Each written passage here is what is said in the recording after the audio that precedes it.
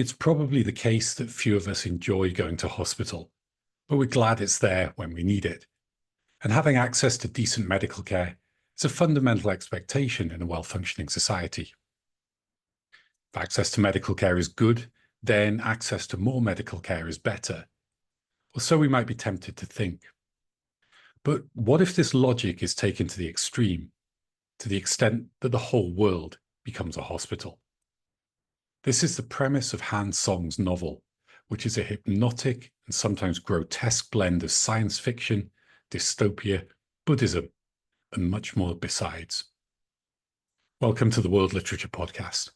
My name's Ivan Stacey, and on this channel we discuss literature from around the world, delving into the places, people, and ideas brought to life in fiction, drama, and poetry. In each episode, I invite an expert to give their views on a text or author, and today I'm joined by Angus Stewart, host of the Translated Chinese Fiction podcast. I hope our conversation inspires you to read Hospital, and if you have anything to say about the novel or our conversation, please leave us a comment. And if you enjoy the content, please consider liking the video and subscribing to the channel.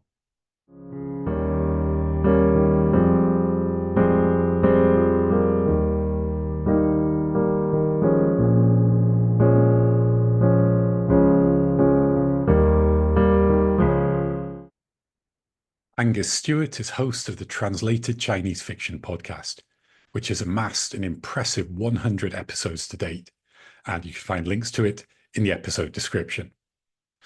His podcast provides really in-depth coverage of mainly contemporary Chinese fiction that has been translated into English.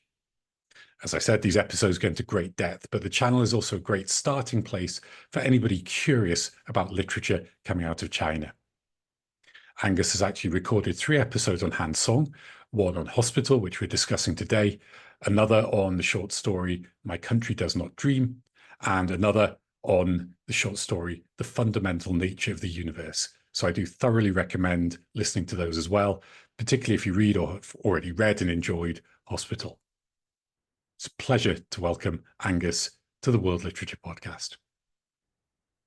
So thank you so much for joining me, Angus. Great to have you on. Pleasure to be here. Any excuse to talk about Han Song is a great excuse for me. Yeah, and we are talking about Han Song and Hospital. So it's a wild ride of a novel. And maybe if you could just begin by saying to listeners why they might like to read it, give maybe a bit of information about the novel itself. Sure. So what is this book? It's a piece of science fiction or perhaps horror literature in translation by Han Song. He's I guess he's in his maybe very late 50s now, writer with an interesting day job. He's fairly high up in China's state, I think biggest state news publisher, Xinhua. But he has a sort of Clark Kent, Superman, or dark version of that dual identity going on, because he's maybe most known culturally as this kind of dark, hard to read, but long established writer of strange, dark, more or less science fiction stories. Hospital is the first of a trilogy he wrote that are, I guess they're called the Hospital trilogy. The second one is Exorcism. The third is Dead Souls. They're somewhat recent in the original language, I think from the 2010s, at least the first one is. You can have these strange time lags, science fictional time lags, you might say, in translated literature, where there's a great big gap between when the thing comes out in the original and when it comes out in whichever language you're reading in this case, English. So the book we're looking at is translated by Michael Berry, a very well-respected academic and translator of Chinese lit into English. He's got a pretty eclectic selection. He was excited to be translating this trilogy. I'm excited to be reading it.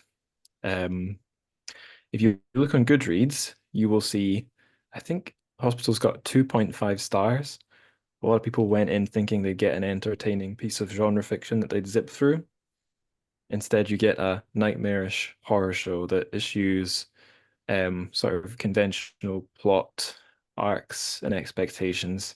But what you do get is a very multi-layered investigation of the body, medicine, healthcare systems, what it means to be a decaying biological entity in a strange, unfriendly universe. So I've really sold that one for you all. I guess I could, One for the pessimists out there, maybe. yeah, and I guess to give people something a bit more concrete to hold on to, the plot follows a fellow called Yang Wei.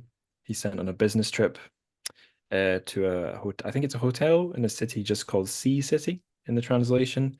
He drinks some, I think, bottled water, is struck by a sudden stomach pain, and is whisked away very quickly to a hospital where he's got no discharge date, doesn't think he ever gets a diagnosis, and is sort of a Kafkaesque nightmare world. He's lost in the hospital, which becomes a hospital city, which we learn as the plot progresses. Spoilers, may even be a hospital a universe where it's just one big sick ward. And I think he ascends the levels of the hospital, he descends the levels of the hospital. Is he edging towards the truth? Is he edging toward an escape? Well, the fact that there's three of these books suggests that there's no end of his healthcare battle in sight. So yeah, I guess plot wise, it's quite Kafkaesque. We're more in it for the journey, the vibes, and the dark reflections than the hero's journey. Thank you. Yeah, I think that's a great summary of a book that's difficult to summarize. And as you say, it's not a straightforward plot. I think maybe we'll come back to Kafka. I think Kafkaesque is a really overused term, but I do think it's absolutely appropriate in the context of hospital. But maybe Yes, we it's could, merited here. yeah, I'd certainly say so. Um, but maybe we can begin by talking about Chinese science fiction in general, because Chinese sci-fi is going through something of a boom. The big crossover recently has been Three Body Problem with the adaptation to Netflix. So people may not know that was originally a novel, one of a trilogy.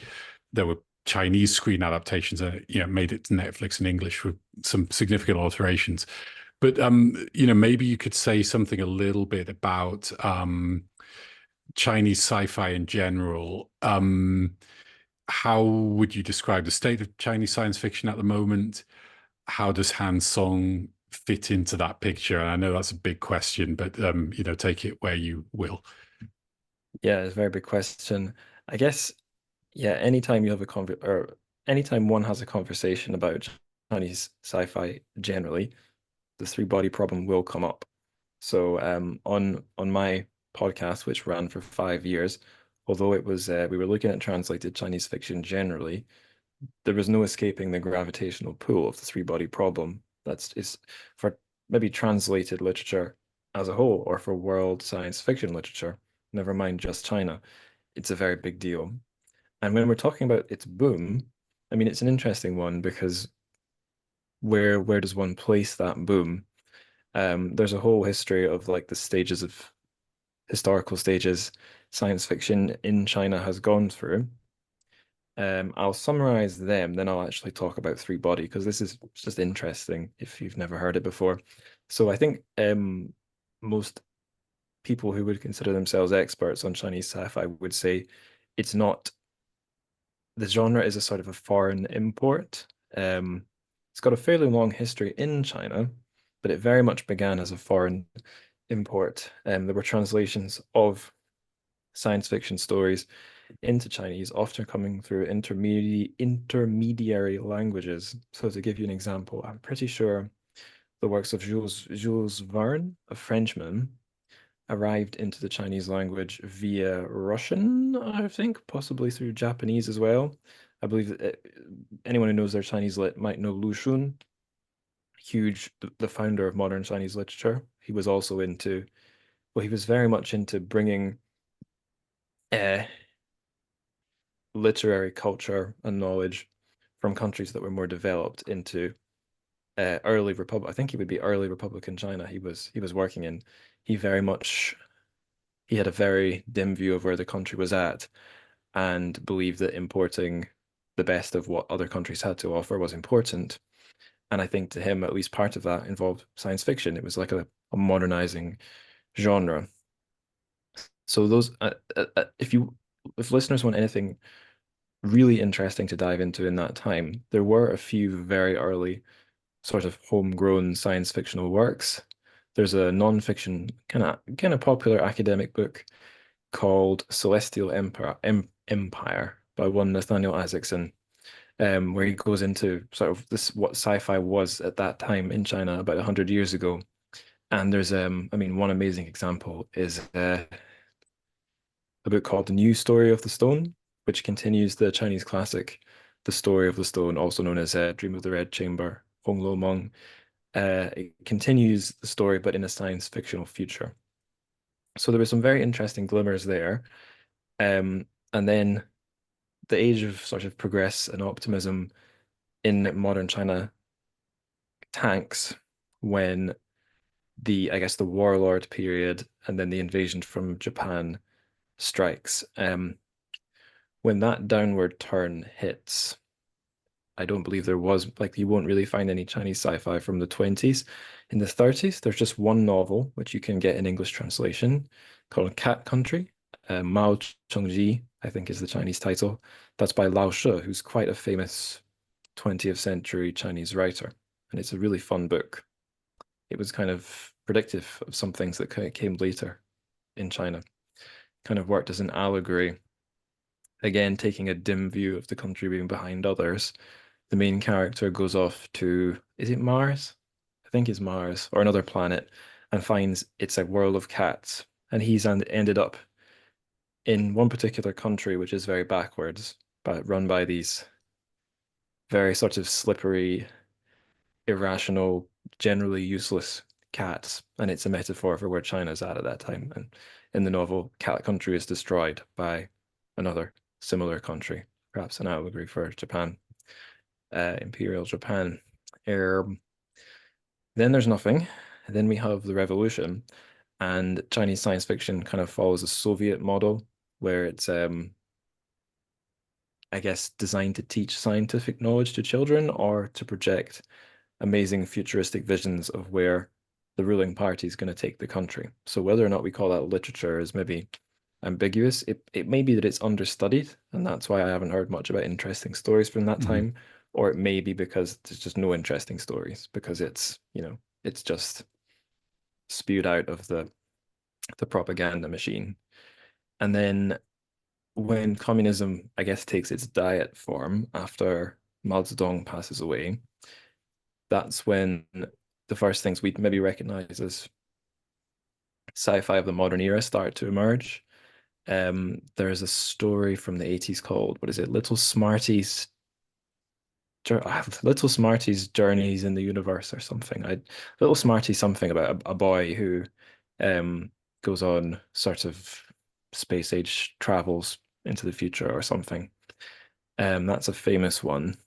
I believe sci-fi took a hit in the late 80s. There was a sort of a anti-liberalization backlash campaign by the government. I have forgotten what it was called. You can see it's been a while since I've done this.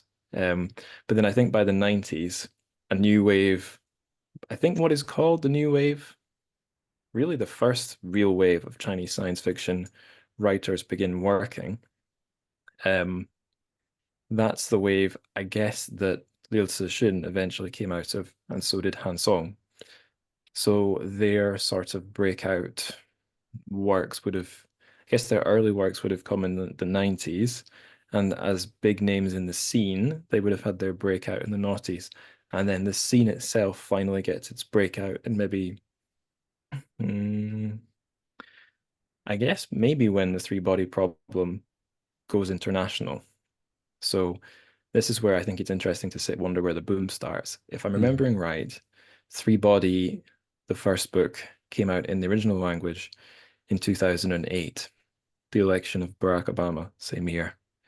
And then I think it was gradually, I don't think it was an overnight hit. It became a very big deal in China, captured the imagination of a lot of people. Through some very interesting stories, connections between different players in the publishing world and the translators and all sorts, it ended up in English translation. Ken Liu, who is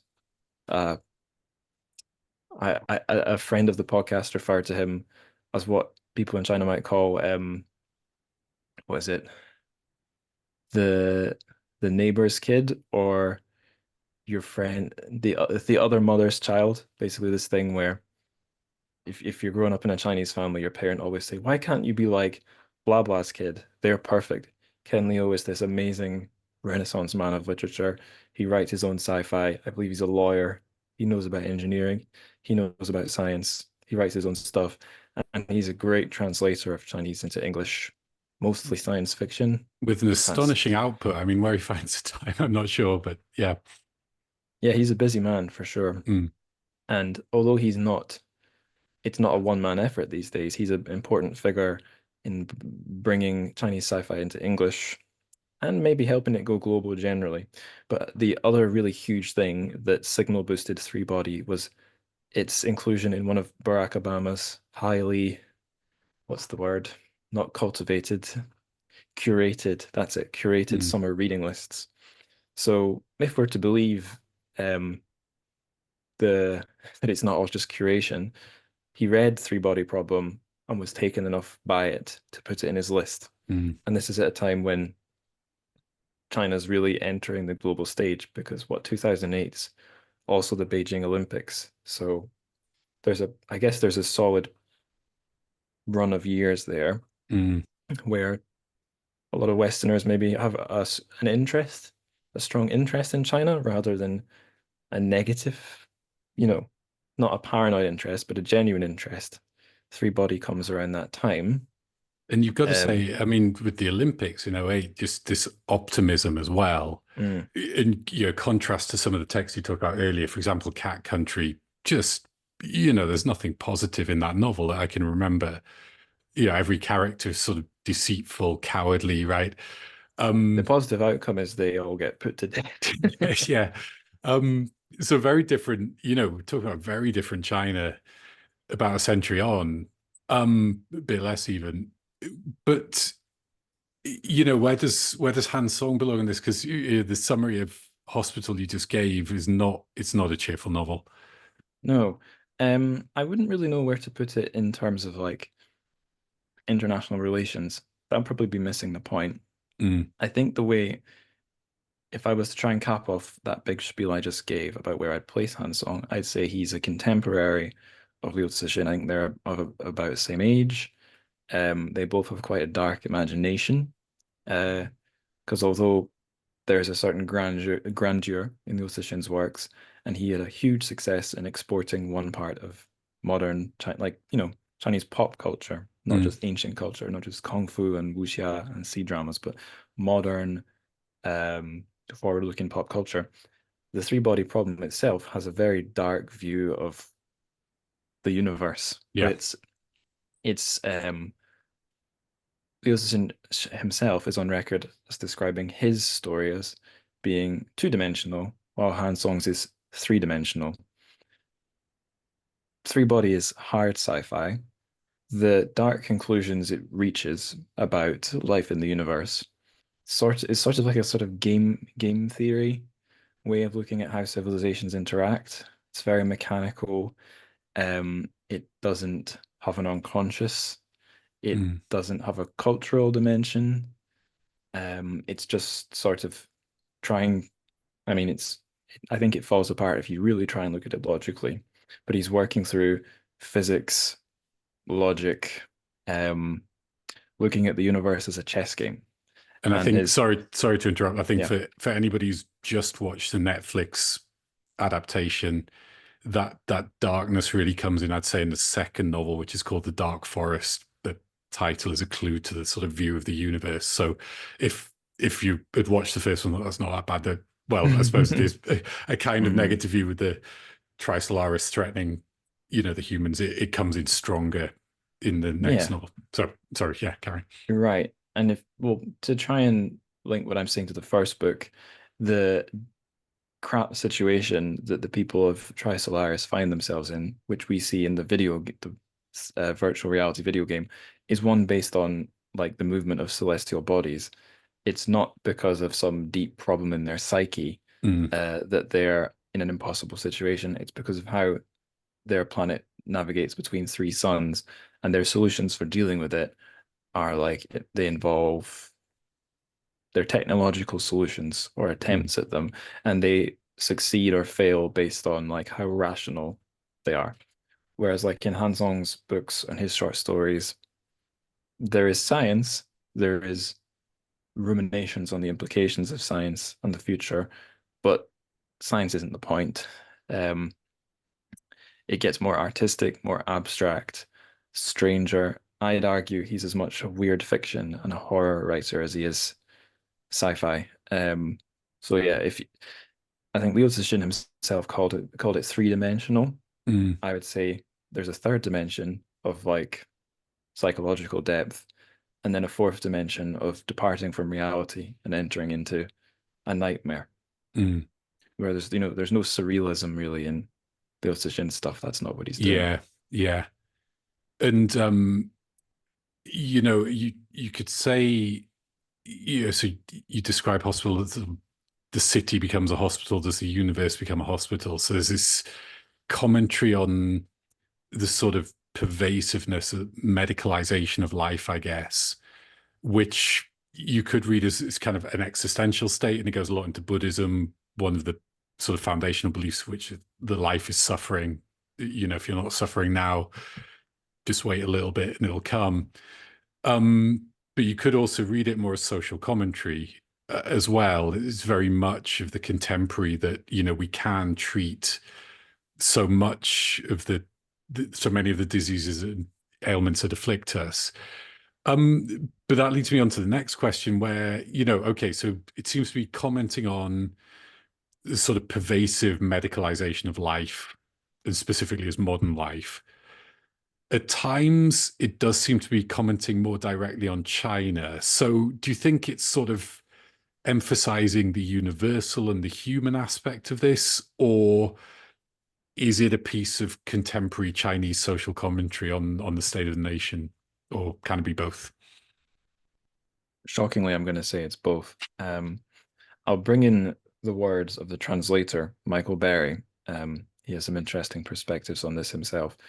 A useful thing for our discussion to know is that Han Song has had medical issues himself through I think quite a lot of his life as a writer. So quoting Michael Berry here in my conversation with him, which by the way, listeners, is an episode on my podcast. You can look it up. I think if you type Han Song literature into your podcast app, no one's claimed that spot apart from me. Um, so this will be podcast episode number 2 in the universe on this novel. But yeah, anyway, so yes, Han Song has been through the hospital system in and out himself. I believe he might refer to himself as a professional patient. Like most countries, the healthcare system in China can be difficult to navigate. It's not it's a communist country, but their healthcare system is less socialized than it is here in the UK. And indeed, if you have a chronic illness or a mystery illness that isn't yet diagnosed, then you will be in sort of a perpetual game, a medical game, trying to fix yourself or find out what's wrong with you. And Michael Berry himself said he really related to this in the novel because he also has been dealing with chronic illness. Chronic illness being an illness that never goes away. You just live with and manage, which is how many people live, and in a sense, how we all end up living. Because if I may get quite dark for a second, I may have given someone this spiel before, I might not. When I was a child, I was told that when you pass away, it's just that you pass away. You die of being dead. But actually, I guess most of us what end up with what's called a final illness. We all we're all gonna get ill one day. We manage it for as long as we can, and that's where I guess medicine becomes part of life. And I guess where I'll try and take this into the science fictional questions and maybe the Buddhism is where does how the fact we're mortal beings and the fact we're technological beings that have the power to make medicines and consume medicines go together, and what's it got to do with Buddhism? What's it got to do with sci-fi? Um, The first pages of the book kind of answer both of these questions. So there's a sort of a strange prologue, which I might read the very, very start of later when we get into why this book is a supreme vibe, vibes-driven literature. But before the vibes, I'll look at the sort of medical mortality stuff. So long story short, we're with some space travelers who are hunting for the Buddha on Mars, as you do. And don't worry, it has nothing to do with the rest of the story, but thematically, some very important stuff is dropped. So let me just see. Do, do, do, do.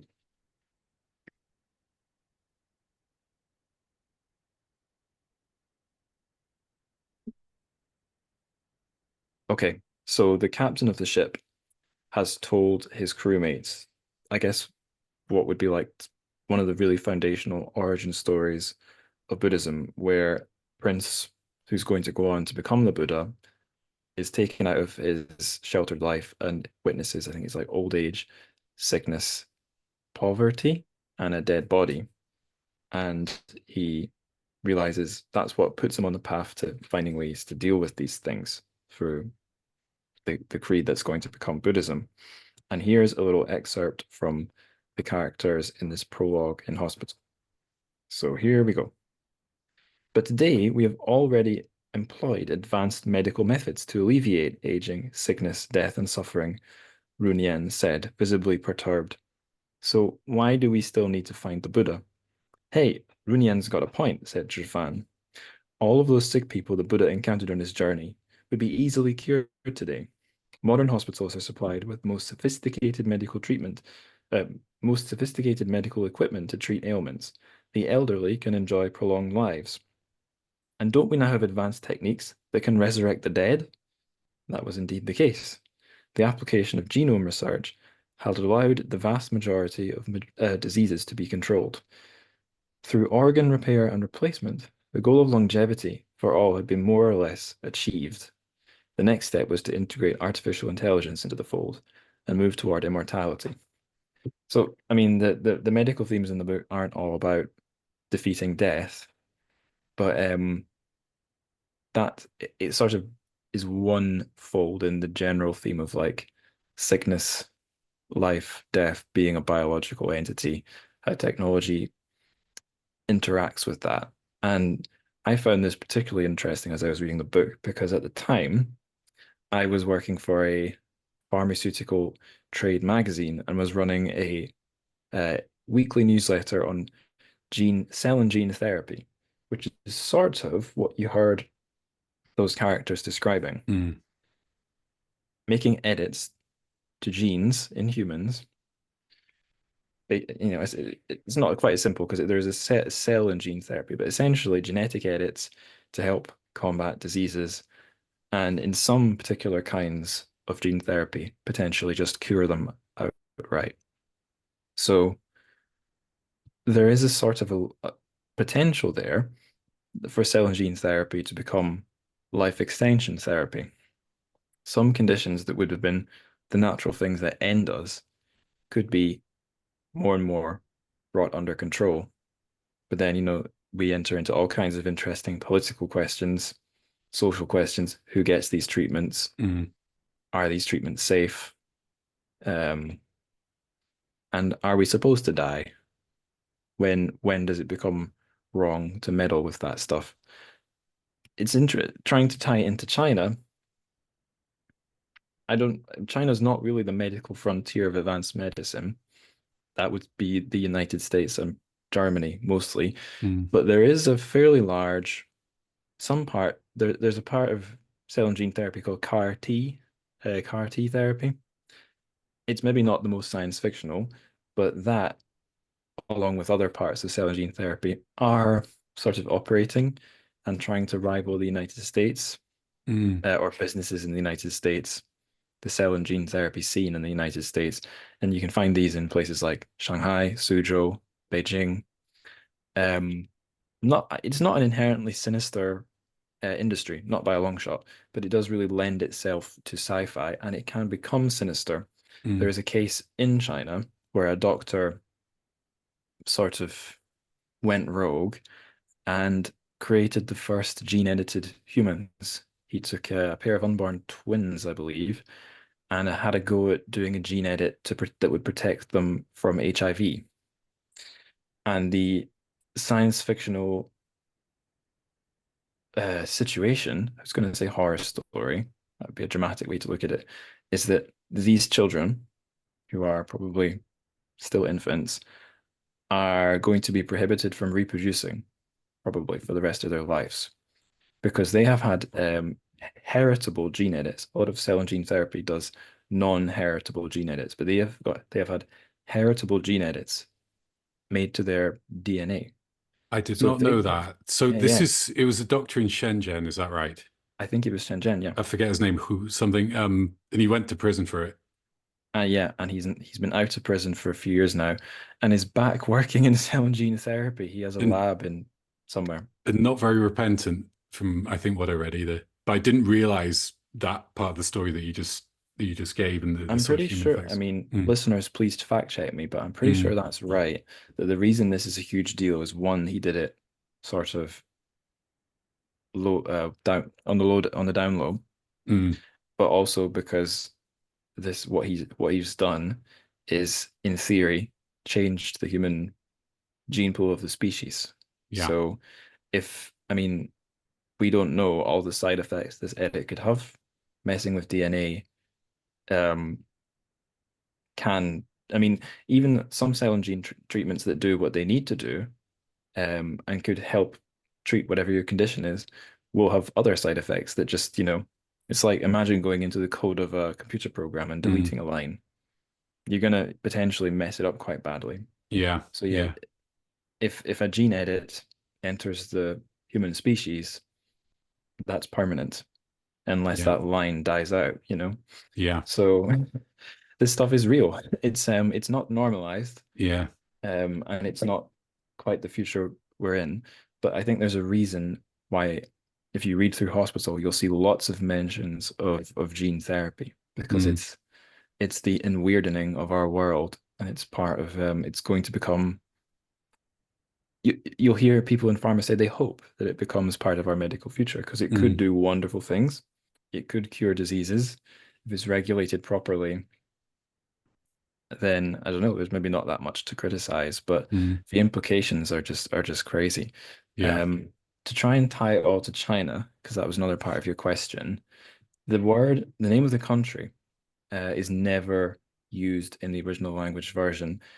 The word China does appear in the English translation. According to Michael Berry, that's just for sort of technical reasons. Mm, I think there were some points where it would have been impossible not to use it and have the sentence make sense. mm, But even in the English translation, um, it's never particularly obvious that Sea City is in China. The Chinese elements are maybe more traceable in what we hear, you'll hear called red culture, sort of ideas that the thing that matters is building the nation, driving the nation forward. I mm, mean, to be honest, it's been a while since I've read the book, but I think you will hear some of the sort of echoes of the more full-fat communism era being used in the context of the book, which is a lot like today's modern China, has yeah. business elements, market elements, professional hierarchies. I mean, Mao's China wouldn't be doing advanced science. Mm, Um, the pharmaceutical industry in full-fat communism China was much less developed. They were producing cheap medicines for practical uses. But yeah, now pharma in China is moving into being a bit more similar to the pharma industry in industrial countries, trying to make more advanced medicines, mm, which can only be done if there's a market. And that's again where we get into the weird socio-political world. But we also yeah. start to, the more I talk about this concrete stuff, the more I'm steering us away from the weirdness of the book. I think, I mean, what situated is Chinese for me was the references to the West. I mean, you just mentioned the US and Germany, for Mm, example. Um, and the West is referred to definitely as other and as a site of paranoia. There's this sort of conspiracy that the Rockefellers somehow created this whole system. And that's not unique in Han Song's work. I mean, there's a short story that you've also done a podcast on called My Country Does Not Dream, where, somehow there are similarities because everybody's kind of sleepwalking and working during their sleep. And again, there's this sort of paranoia towards the West. Do you think, I'm never quite sure how to read these parts. Do you think he's sort of is it a straight critique of the West? Is there a bit of irony there? Is it something else, do you think? There's a lot I could say. I guess first thing is close reading 101. Just because a character tells you something about America doesn't mean it's Mm, what the author thinks, and it yeah. doesn't mean that in the text that's the case. I guess what planet we're on is in question. Never mind what's America to. But I was actually going to reference that interview episode I did on My Country Does Not Dream.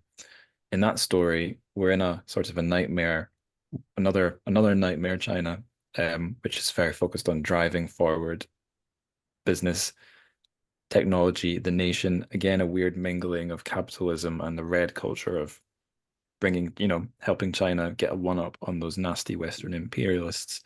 There's a sort of a whistleblowing type character, an American who shows up, who knows what's going on, and helps initiate our male Chinese protagonist into the dark reality. And when I asked my guests on that episode, were three different members of a group then called the London Chinese Science Fiction Book Club. They're all originally from mainland China. And one of them had an interesting answer when I said, like, what's the view on foreigners here? And she said that it's representative of a sort of 50 something Chinese male author who would have grown up, would have been educated in an era when slogans like down with American imperialism and Soviet revisionism still would have been the norm, Mm, where an American is like a baddie or a gangster who's up to no good, or who is at least trying to is very eager to tell Chinese people how terrible their country is. mm, I mean, many things have not changed. I think a lot of Westerners relish the chance to try and tell people in authoritarian regimes that they're in an authoritarian regime as if they didn't know. mm, Um, so trying to think of how the West is represented in this book, probably as something very far away. I think it's similar to My Country Does Not Dream. It's maybe something to be, yeah, feel paranoid about, and the existence of the other justifies. It's like an end justifies the means thing. yeah. We've got to, these countries screwed us 100 years ago. Therefore, we're far behind. Therefore, we must do whatever we can to accelerate and overtake them. In that interview, I mentioned when I was living in Shanghai, or when I was living in China, visiting the Propaganda Poster Museum in Shanghai, which is an amazing independent museum that has a collection of posters, mostly from the Mao period, where they show you some of the political messaging that was going on at the time. I remember one very clearly saying, "Come on, everyone, let's work together to have a steel production capacity or export greater than that of the United Kingdom. Let's overtake Britain in steel production." Great political goal, Mm, kind of unimaginable in a Western country, partly because, you know, they were already at the top. Who is there to overtake? And maybe partly because the fear is of being overtaken, not mm, of being left behind. And yeah, that's maybe it's distinctly Chinese, maybe it's distinctly authoritarian or communism, or maybe it's what you're going to get with literature that comes not from the first world, where being behind, far behind the wealthy parts of the world is something that might be on your mind mm, if you're so inclined to think that way. yeah. Give it Great. another 30 years, that's where Britain will be. Maybe. Be Yeah. desperate to Yeah. catch up. Yeah. Great. Well, thank you so much for your answers. I think that's a good time to take a break. So Mm. please do join us for the second part where we'll continue talking about Han Song's hospital.